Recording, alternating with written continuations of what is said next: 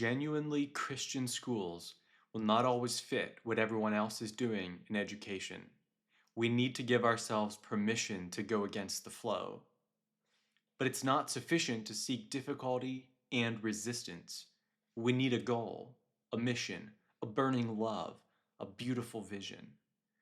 As Stephen emphasizes in today's episode, nonconformity is not enough. We need something to be conformed to. And for us, that something is a someone.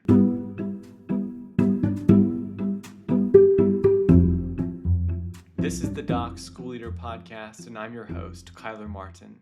We are here to sustain the vision and support the work of faithful, courageous school leaders. We're dedicated to your renewal and growth. Transformative schools need effective leadership, and effective leaders are formed through patient training. Here we go.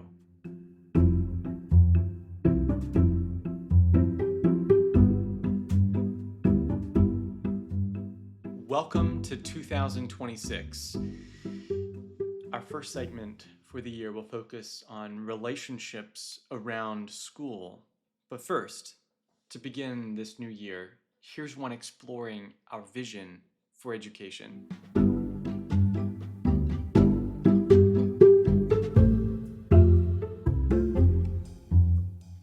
Educational orthodoxy. What is it and how does it impact us? You'll hear about this in today's episode, but basically it's the body of assumptions and principles that unify the majority of educational efforts around us. This orthodoxy shapes the way we describe a well-trained person and the educational experiences we dream of offering. Stephen Brubaker, speaking from a long history in teaching and school leadership, submits that the educational orthodoxy in North America is inadequate as a source of guidance for our schools, and maybe even dangerously misguided. But we will need a solid basis for doing something different, for swimming against the current. Every nonconformity is a conformity to something, Stephen reminds us. Every resistance is a defense of something. What's worth defending? Worth conforming to? Drawing penetrating insights from the analogy of salmon, Stephen lays out a challenge for Christian schools to identify and relentlessly pursue a worthy homing instinct. I'd like to give some definitions of education from a number of people. The first one, education is one of the few things a person is willing to pay for and not get. From Robert Frost, the American poet, he said, education is hanging around until you've caught on. Bertrand Russell said it this way, education is one of the chief obstacles to intelligence and freedom of thought. Bertrand Russell had more to say about education. Men are born ignorant, not stupid. They're made stupid by education. And then from Donald Simonak, he says, in education, nothing works if the students don't. Benjamin Franklin said he was so learned that he could name a horse in 9 languages, so ignorant that he bought a cow to ride on. And then the last one is not on a lighter note. It's from G.K. Chesterton. No man who worships education has got the best out of education. Without a gentle contempt for education, no man's education is complete. And in some ways, that summarizes what we want to talk about this weekend. I've really struggled with these talks. I do invite you to join with me in wrestling with this question, with this issue of non-conformed schools whose core practices nurture lovers of God. I have another picture here for you. And this is a picture that I think suggests something of the state of K-12 education today. Now you'll notice there's some differences in the traffic here. There's different size vehicles, just like we have different size schools, some small schools, some large schools. They look different. Our schools do as well. The drivers, teachers are different, but they're all going the same direction. And it looks as if it would be rather difficult for you to try to go against the direction of the traffic. And I think that is something that we find today in education. A lot of the same subjects, the same amount of time on the subjects, very similar textbooks, classroom arrangements, 180 days, 8 a.m. to 3 p.m. So much about the way we do schools is the same. It seems as if there is a set of established, unquestioned answers to the main questions of education. It's kind of in the air we breathe that we expect school to be a certain way. There are authorized answers that equal a kind of educational orthodoxy today that it's difficult to go against, to do something different. Well, what about our schools? We've had schools now, some of our schools for 40 years. Some are older than that. But the Christian school movement, in Mennonite circles, about 40 years old. We've invested a lot of money in our schools. We've put tremendous amount of time in our schools. And we've accomplished a lot. However, it seems to me that in many ways, the shape of our schools has more to do with what everyone else is doing, with the status quo, with that educational orthodoxy, and less to do with what flows naturally from who we are, what we value, and what we most desire. Our schools do have cosmetic differences. We have higher behavior and dress standards. But some of the underlying assumptions about why we do what we do and how we do what we do are indistinguishable from what we see in all the other schools out there. Now, I'd like to suggest this evening that, like Salmon, genuinely Christian schools will not always fit what everyone else is doing in education. I want to suggest that we need to give ourselves permission to go against the flow. We need to give ourselves permission to rethink the way we're doing school. One of the positive legacies, I think, of the self-paced approach to education and to the homeschool movement is that they have been willing to question the status quo. They've been willing to question the unquestionable in education. If you're aware at all of some of the things, particularly in the homeschool movement, they've really kicked the door open to creative curriculum and alternate schedules and unique approaches. It's a door that we need to give ourselves permission as schools to walk through. Because I don't think that current educational orthodoxy should be the controlling force for what our schools look like. The status quo of education in America is not adequate as a basis for what our schools should be like. The educational spirit of the age is not sufficient guidance for us. Now, I'm not saying that I don't think we have a lot to learn from the way education is done. In fact, I'm convinced that a lot of the way education happens today is that way for very good reasons. And we shouldn't abandon it. But while our schools shouldn't refuse to do something just because it's standard practice, we shouldn't feel obligated to do it for that reason. We should be willing to swim against the stream, to go against the traffic. If we're going to swim upstream, there needs to be a compelling reason. It's not adequate to just say we're going to be different than the status quo just to be different. There's something more fundamental needed than that, more overarching, more trustworthy. A nonconformity to the status quo is a conformity to something. What's an adequate something for us? And here's where I'd like for us to think again about the salmon. Why is it that salmon swim upstream? You know, in the life cycle of salmon, they actually start freshwater, and they, early in their life, they make their way down a river and into the ocean. So they have to go from freshwater to saltwater. Somewhere along the line, they head back.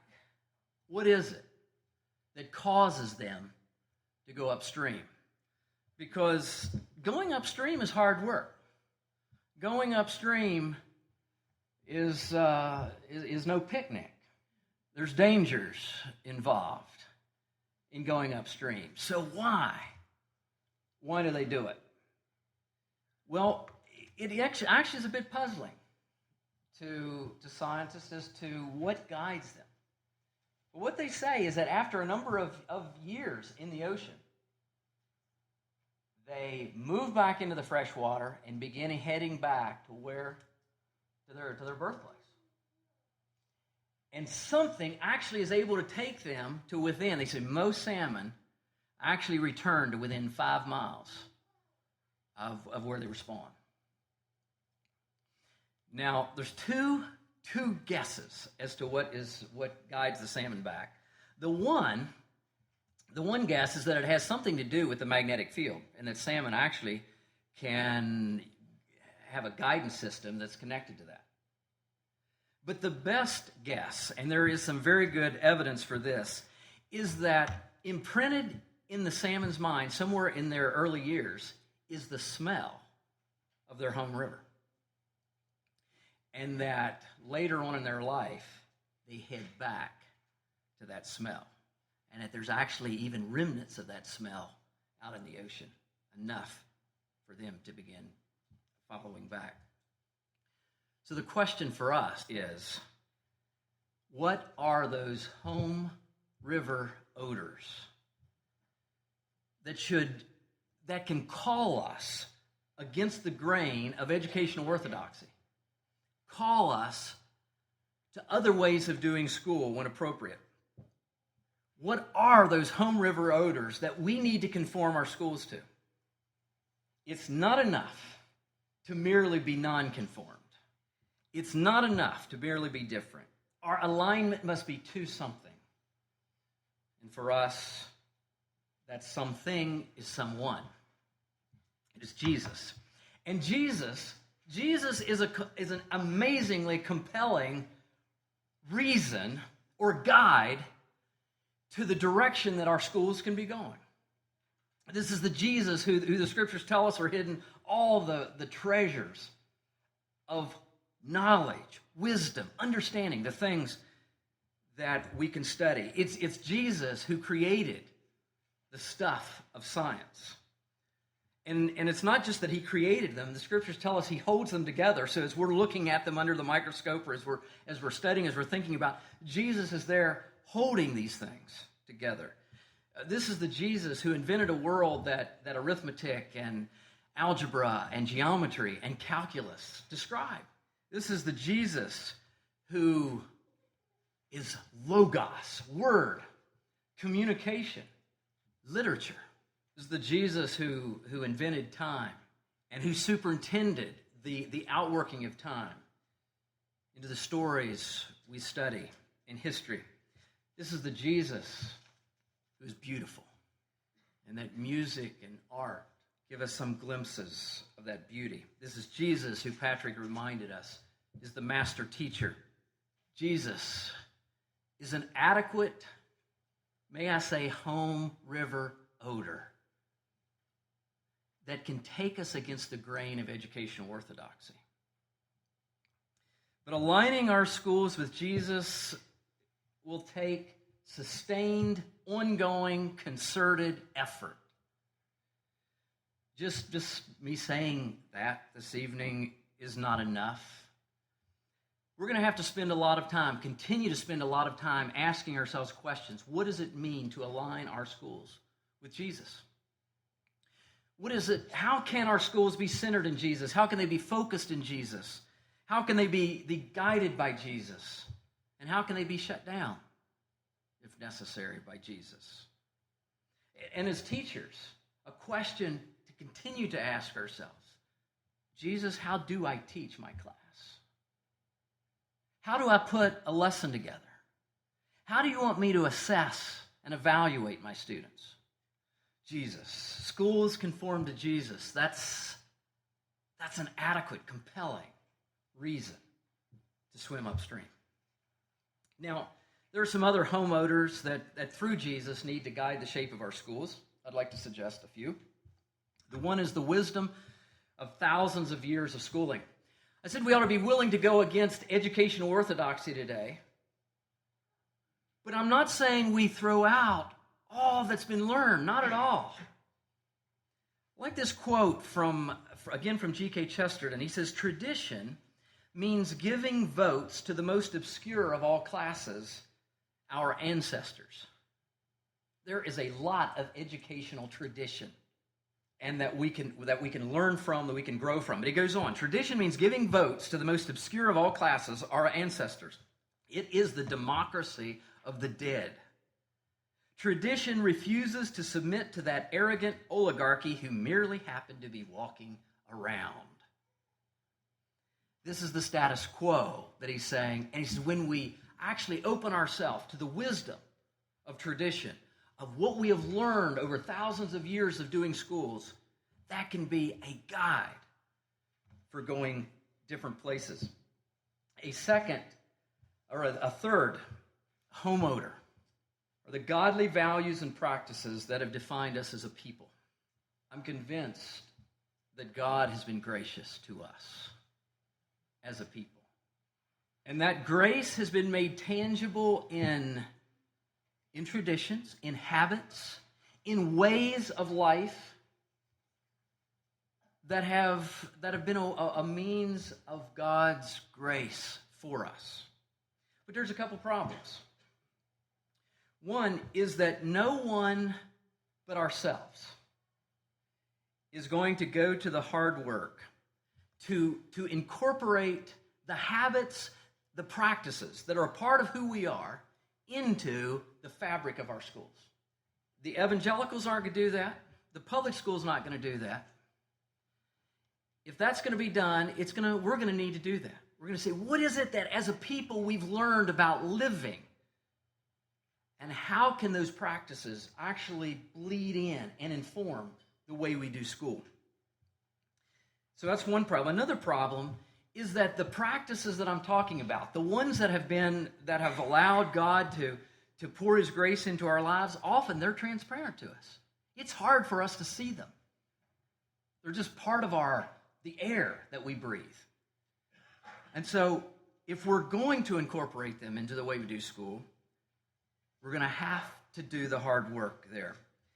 Well, a third problem with this is that as time goes on, what is so natural to do is to take the path of least resistance. And when it comes to the way we do school, I think it's true here as well. It's easier just to do what's available to us, the curriculum that's available, the methods that we're used to, the ways we've seen and so on, the path of least resistance, rather than, again, incorporating the insights, the possibilities, the opportunities that our tradition, in this case, affords us. A fourth home odor that can guide us in the shape of our schools is the realities of our situation. And by our, I mean conservative Anabaptist schools. There's a number of realities that are true about our schools, and we may not like them. For example, most of our schools are going to be small. Most of our schools are going to have mixed grade classrooms. Most teachers in our schools are going to need to be non-specialized teachers. They're going to have to teach across the range of subjects. Instead of seeing these as problems, can we begin rethinking about, okay, if that's the way it's going to be, how can we maximize those things? Perhaps the problem here is that we're trying to do school the way everybody's doing school, and they're doing school on the basis of large schools and the opportunities they have. When if we would be willing to re-envision in ways that fit our realities, there'd be potentially some very good ways forward. I used to dream, when I was a principal of a school in South Carolina, I would dreamed about the time when I could have a school where we'd have enough students where we could have a grade or a class, a room for each grade. And I dreamed about that until I heard about a large school, a very successful school that had plenty of students for each grade, maybe 50, 60, 70 students for each grade. And guess what? They still mixed the grades because they had found that philosophically it was preferable to do that. They had reasons to do that. Even so they didn't need to, they still wanted first and second grade together, and third and fourth, and so on. It began to change the way I looked at some of the pieces of our situation that seemed to be a problem rather than an opportunity. One of the most innovative school administrators I know is Jonas Sauter, and he has been willing to experiment with curriculum and with schedules. I mean, he has some classes that happen in the evenings and some on weekends and so on to accommodate the resources and opportunities that are available to them in their community. That's the kind of thing that I'm talking about here. There's one other home river odor that I want to mention, and that is state school mandates. Our schools need to be guided. The shape of our schools need to be guided by what the state requires of our schools. And so we need to know what they are and work within those mandates. But there's generally a lot of flexibility within them. We have an opportunity over the next 40 years to invest new, creative, countercultural energy in our schools. It's not going to be easy. It's going to demand that we look at every aspect of school, why we have it, what we intend to accomplish, what methods are available, the textbooks we use, how we understand students, how we understand the learning process. And we could go on and on. And we're going to have to ask these questions with the willingness to give different answers when necessary to what's almost universally accepted. But even more difficult than that is being able to see, to actually see the different answers that our understanding of the world gives to many of these questions. That's going to be part of the challenge, part of the difficulty. The power of the status quo, of the way we do things, the way it is done, is so strong that it's difficult to cultivate an alternative consciousness in the face of that. It's really far easier to merely adopt what's happening elsewhere, add a few Mennonite standards, and call it a Mennonite school. But isn't that a bit maybe like painting white or black stripes on a white horse and calling it a zebra? Unless we're willing to create schools that fit Jesus and that fit who we are as a people, we will have schools that just fit the dominant culture.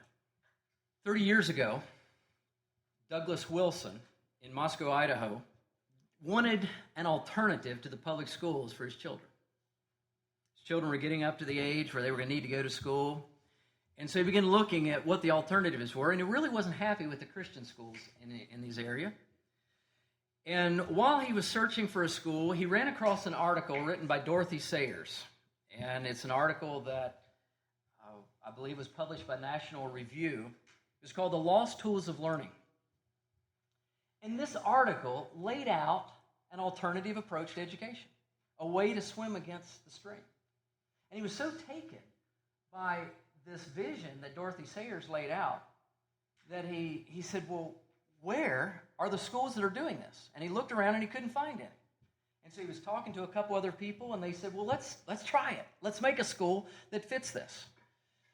And so they started a school, Logos Academy, there in Moscow, Idaho. And they called it a classical school. Now, many of you, I'm sure, have heard about classical education. But if you would go back 35 years, this was not a term. Classical schools were not something you found in the United States. But today, it is one of the fastest growing movements in Christian schooling. Well, what happened is they started this school, and they began to realize that the curriculum didn't fit the approach they were taking. It didn't fit their philosophy, their understanding, their way of doing school. So they had to, they wrote their own curriculum. And they began to develop new methods. Actually, I shouldn't say develop new methods. They rediscovered old methods. And so they began using recitations and chanting and singing and catechisms and disputations and debate and so on. Now, we may be tempted when we see a movement like that just to jump on board. But classical education, I think there's a tremendous amount for us to learn about from classical education. But as a whole, it doesn't fit us. We have to resist the temptation just to go and adopt that rather than do the hard work to say, how can we do schools in ways that are consistent with Jesus and that fit the grace that's present in our schools?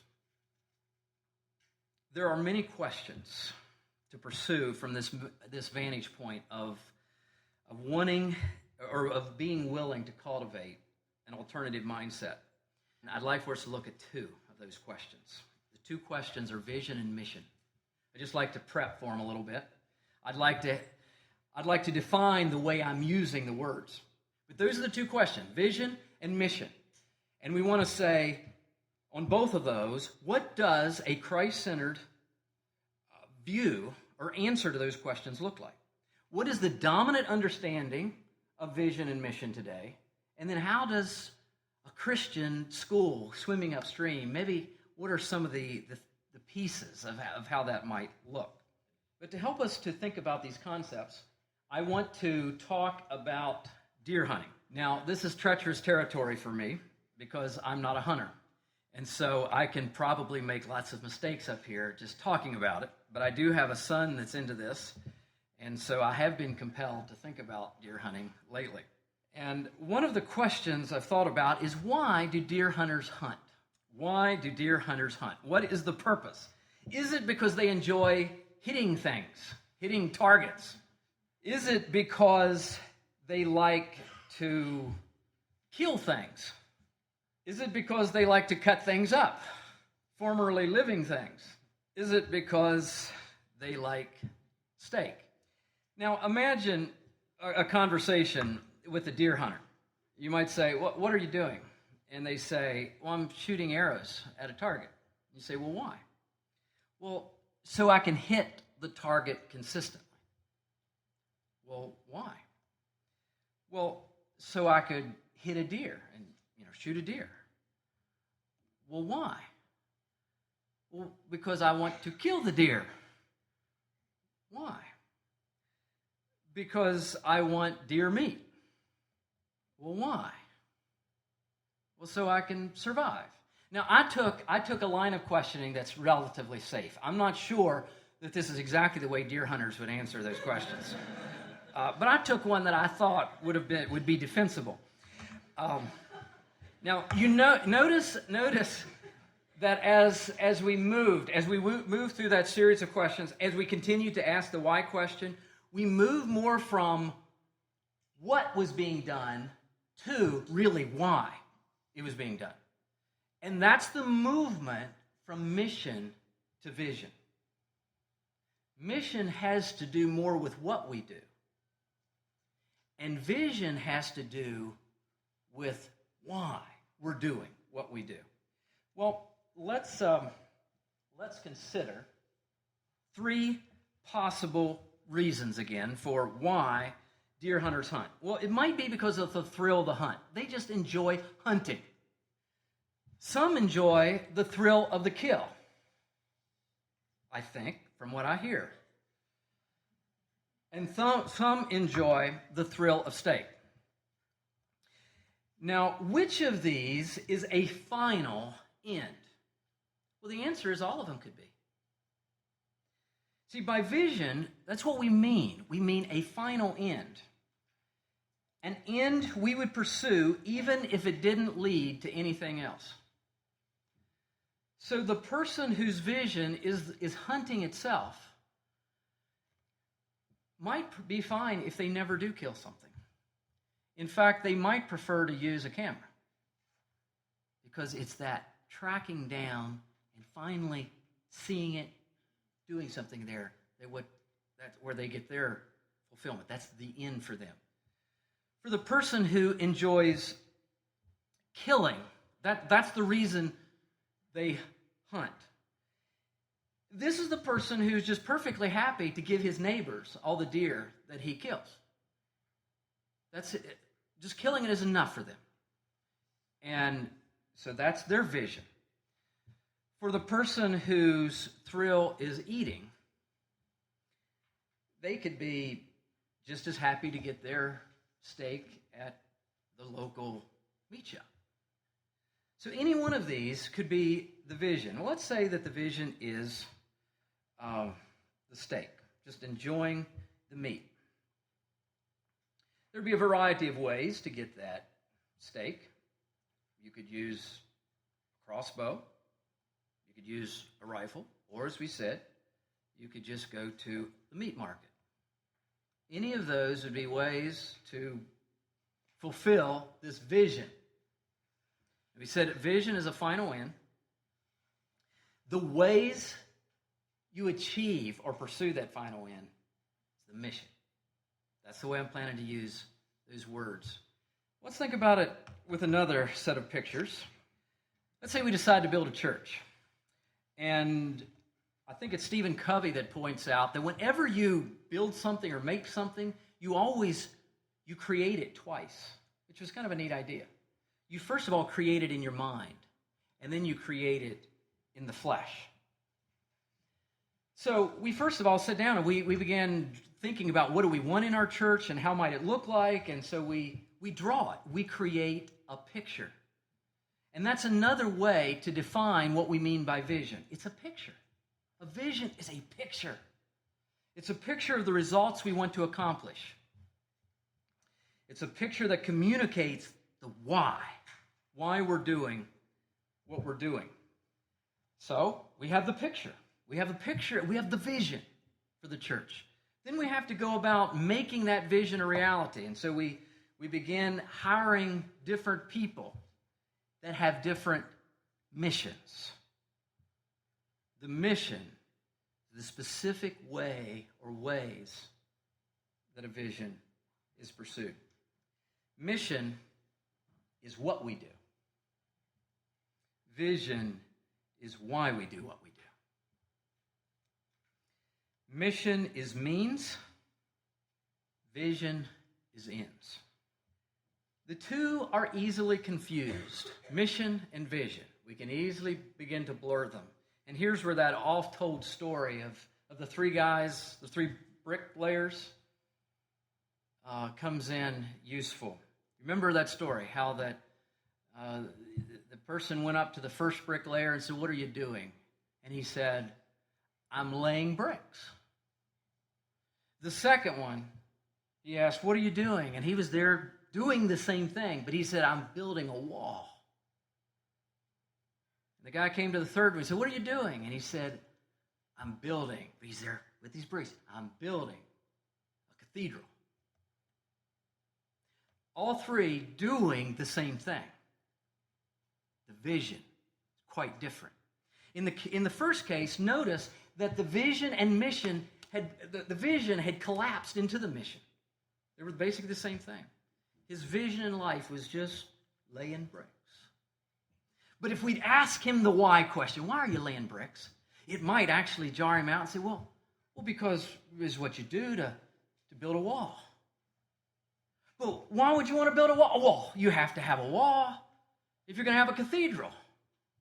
And if you push the why question again, you might actually discover, you might help him discover that his ultimate vision is to worship God.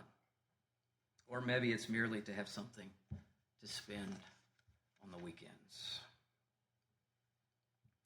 Vision and mission. Vision is ultimate aim. Mission, the specific ways we pursue that aim. When we have a vision, a picture of what we want to pursue, then we have a basis for evaluating where we're at in that process. As teachers, as schools, it's not enough.